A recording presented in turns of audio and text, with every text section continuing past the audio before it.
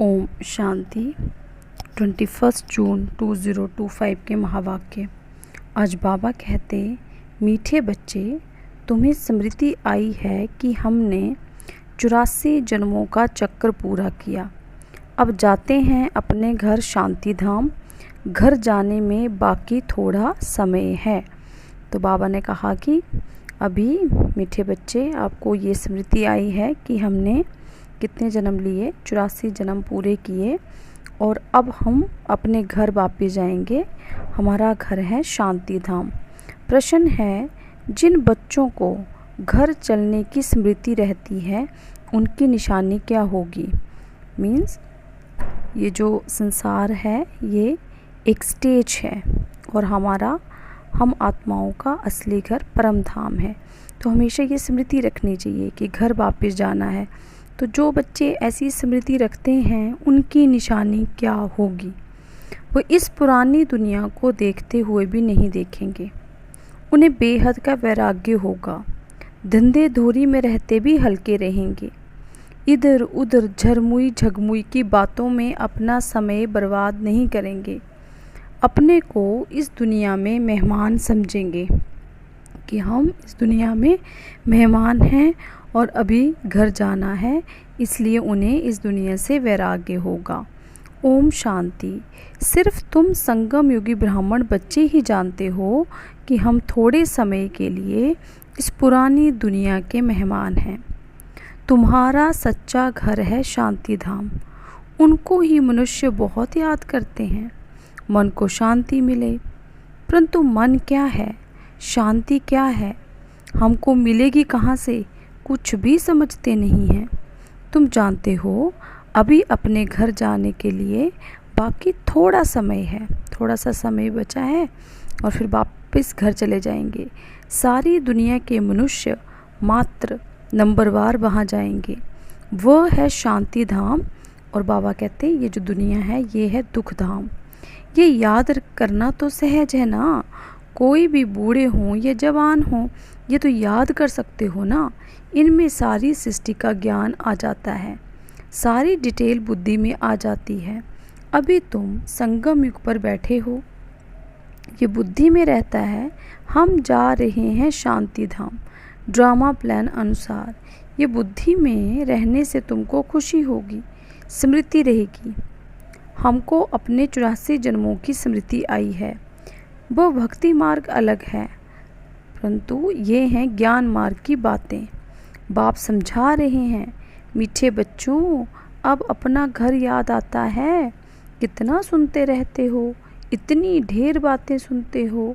यही है कि अभी हम शांति धाम जाएंगे, फिर सुख धाम आएंगे। बाप आया ही है पावन दुनिया में ले जाने के लिए। सुख धाम में भी आत्माएं सुख और शांति में रहती हैं। शांति धाम में सिर्फ शांति है। यहाँ तो बहुत हंगामा है ना।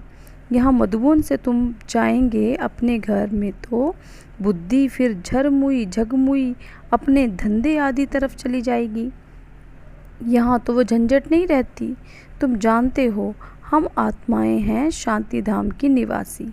यहाँ हम पाठधारी बने हैं। मीन्स इस दुनिया में आके हम अपना पाठ बजा रहे हैं और कोई को ये पता नहीं कि हम पाठधारी कैसे हैं। जानते हैं थ्योरेटिकली कि हम यहाँ आए हैं पाठ बजाने, लेकिन पाठधारी हैं कैसे ये बाबा हमको समझाते हैं। तुम बच्चों को ही बाप आकर पढ़ाते हैं। कोटों में कोई पढ़ते हैं, सब तो नहीं पढ़ेंगे। तुम अभी कितने समझदार बनते हो, पहले बेसमझ थे। अभी तो देखो लड़ाई झगड़ा आदि कितना है, इनको क्या कहेंगे।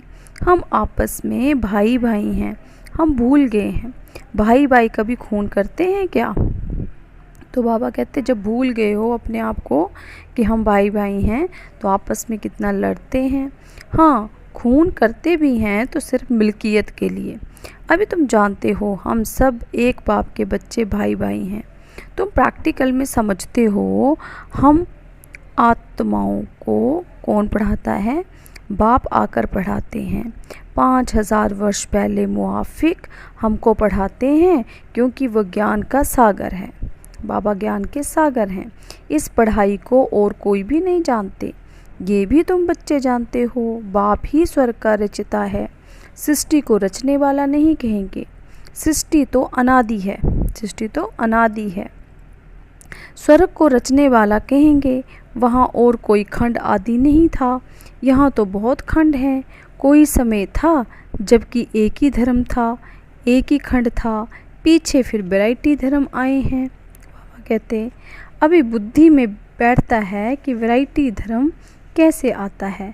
पहला पहला आदि सनातन देवी देवता धर्म है, सनातन धर्म भी यहाँ कहते हैं, परंतु अर्थ तो कुछ समझते नहीं।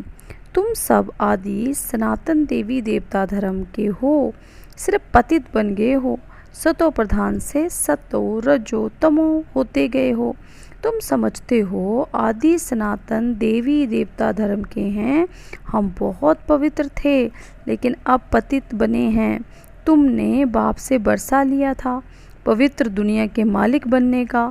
समझते हो हम पहले पहले पवित्र गृहस्थ धर्म के थे, अभी ड्रामा के प्लान अनुसार रावण राज्य में हम पतित प्रवृत्ति मार्ग के बन गए हैं। तुम ही पुकारते हो, हे पतित पावन हमको सुखधाम में ले जाओ। कल की बात है, कल तुम पवित्र थे, आज अपवित्र बन पुकारते हो। आत्मा पतित हो गई है, आत्मा पुकारती है, बाबा आकर हमको फिर से पावन बनाओ। बाप कहते हैं अभी ये अंतिम जन्म पवित्र बनो, फिर तुम 21 जन्म के लिए बहुत सुखी हो जाएंगे। बाबा तो बहुत अच्छी बातें सुनाते हैं, बुरी चीज़ छुड़ाते हैं। तुम देवता थे ना, अब फिर बनना है, पवित्र बनो। कितना सहज है, कमाई बहुत भारी है। तुम बच्चों की बुद्धि में है शिव बाबा आया है, हर 5000 वर्ष बाद आते हैं। पुरानी दुनिया से नई होती है ज़रूर, ये कोई और बता ना सके। शास्त्रों में कलयुग की आयु बहुत लंबी कर दी है, ये है सारी भाभी ड्रामा की। अभी तुम बच्चे पापों से मुक्त होने का पुरुषार्थ करते हो, ध्यान रहे और कोई पाप ना हो जाए। देह अभिमान में आने से ही फिर और विकार आते हैं, जिससे पाप होता है, इसलिए भूतों को भगाना पड़ता है। तो बाबा कहते इस दुनिया की कोई भी चीज़ में मोह ना हो, इस पुरानी दुनिया से वैराग्य हो। भल देखते हो पुराने घर में रह पड़े हो, परंतु बुद्धि नई दुनिया में लगी हुई है। जब नए घर में जाएंगे तो नए को ही देखेंगे। जब तक ये पुराना घर ख़त्म हो तब तक आँखों से पुराने घर को देखते हुए याद नए को करना है।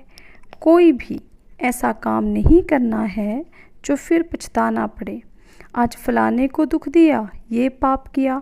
बाबा से पूछ सकते हो, बाबा ये पाप है, गुटखा क्यों खाना चाहिए? पूछेंगे नहीं तो गुटखा खाते रहेंगे। बाबा से पूछेंगे तो बाबा झट हल्का कर देंगे। तुम बहुत भारी हो, पापों का बोझा बड़ा भारी है। 21 जन्म फिर पापों से हल्के हो जाएंगे। जन्म जन्मांतर का सिर पर बोझा है, जितना याद में रहेंगे हल्के होते जाएंगे। खाद निकलती जाएगी और खुशी चढ़ जाएगी।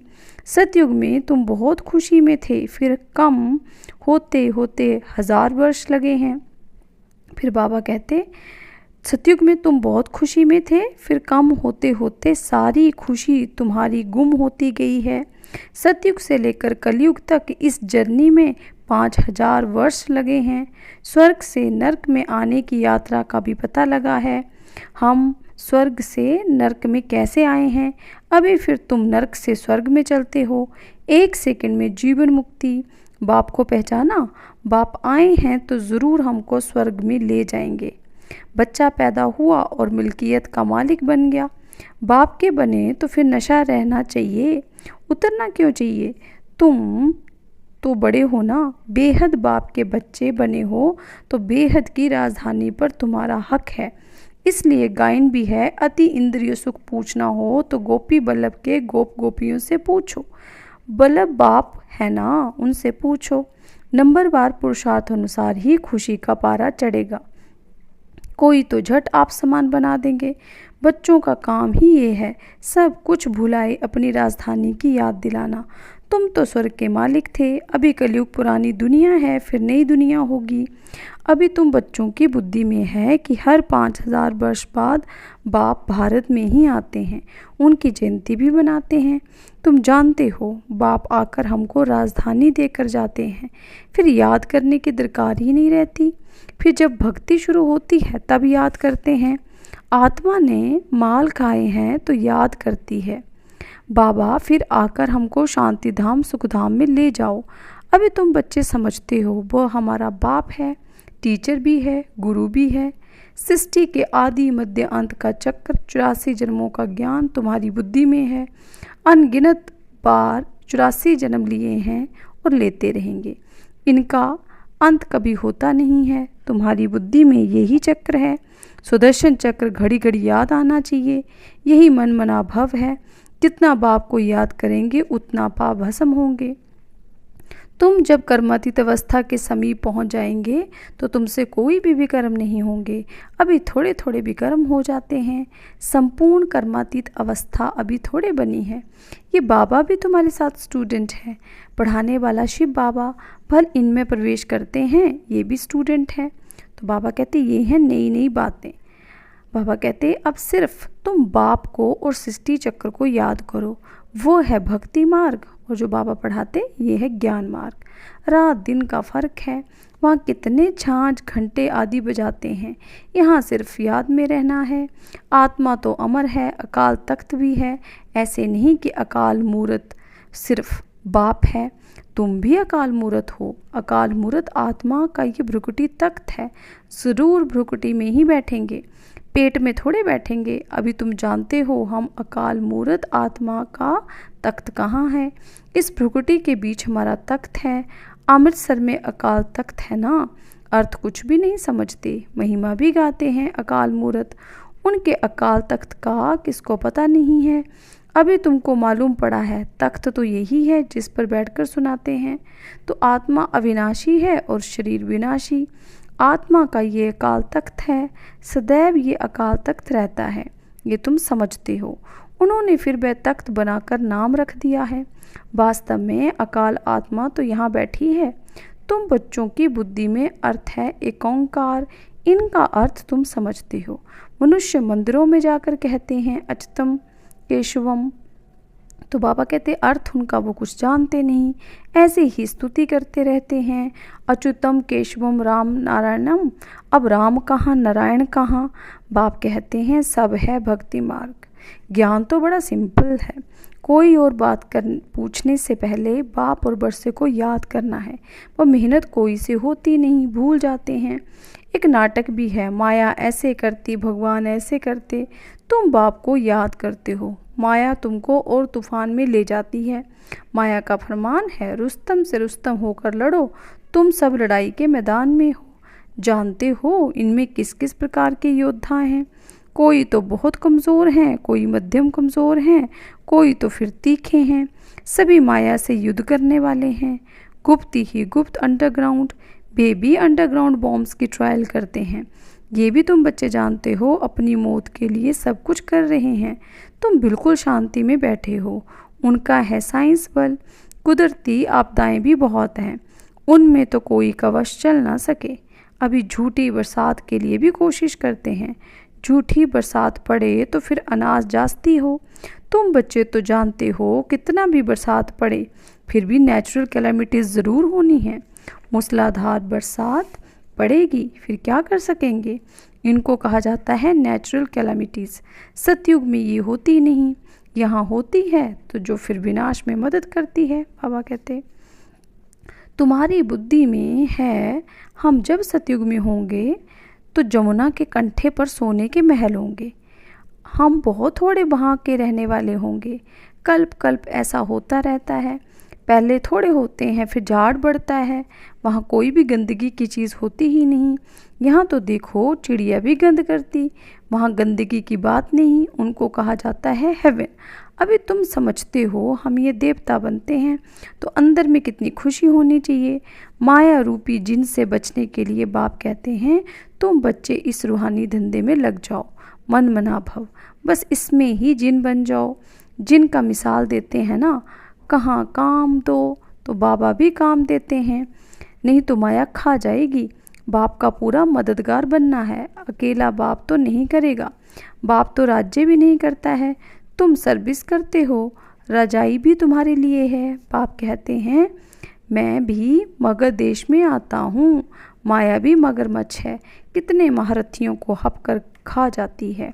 ये सब है दुश्मन, जैसे मेंढक का दुश्मन सर्प होता है ना, तुमको मालूम है, ऐसे तुम्हारी दुश्मन है माया। अच्छा, मीठे मीठे सी किलत दे बच्चों प्रति माता पिता बाप दादा का याद प्यार और गुड मॉर्निंग। रूहानी बाप की रूहानी बच्चों को नमस्ते, रूहानी बच्चों की रूहानी बाप दादाजी को नमस्ते, गुड मॉर्निंग, ओम शांति। धारणा के लिए मुख्य सार। पहला पॉइंट, स्वयं को पापों से मुक्त करने का पुरुषार्थ करना है, देह अभिमान में कभी नहीं आना है, इस दुनिया की कोई भी चीज़ में मोह नहीं रखना है।